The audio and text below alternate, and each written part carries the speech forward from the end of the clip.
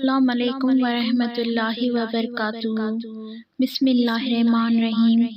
جو لوگ اپنے مال خرچ کرتے ہیں رات اور دن میں چھپا کر اور ظاہر، ان کے رب کے ہاں ان کے لیے اجر ہے، نہ انہیں کوئی خوف ہوگا اور نہ وہ غمگین ہوں گے۔ جو لوگ سود کھاتے ہیں وہ قیامت کے دن اس شخص کی طرح کھڑے ہوں گے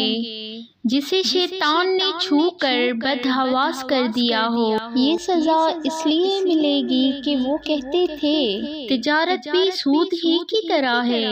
حالانکہ اللہ نے تجارت کو حلال کیا ہے اور سود کو حرام۔ پھر جس شخص کے پاس اس کے رب کی طرف سے نصیحت آ جائے اور وہ سود کھانے سے باز رہے تو جو کچھ وہ پہلے کھا چکا سو کھا چکا، اس کا معاملہ اللہ کے حوالے ہے، اور جو شخص دوبارہ سودی معاملہ کرے تو ایسے لوگ دوزخی ہیں، وہ اس میں ہمیشہ رہیں گے۔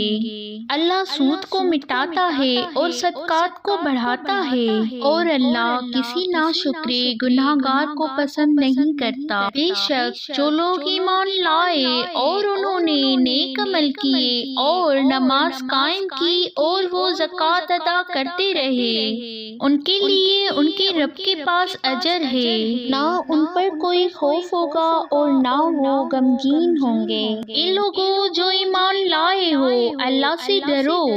اور جو سود باقی ہے وہ چھوڑ دو اگر تم مومن ہو۔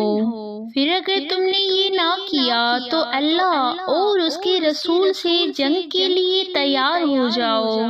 اور اگر تم توبہ کر لو تو تمہارے لیے تمہارے اصل مال ہی ہیں، نہ تم کسی پر ظلم کرو اور نہ تم پر ظلم کیا جائے، اور اگر تمہارا مقروض تنگ دست ہو تو آسانی تک اسے مہلت دو، اور تمہارا صدقہ کرنا، قرض معاف کر دینا تو تمہارے لیے بہت بہتر ہے اگر تم علم رکھتے ہو،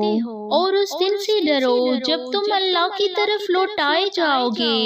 پھر ہر شخص نے جو کچھ کیا ہوگا اسے اس کا پورا بدلہ دیا جائے گا اور کسی پر ظلم نہ ہوگا۔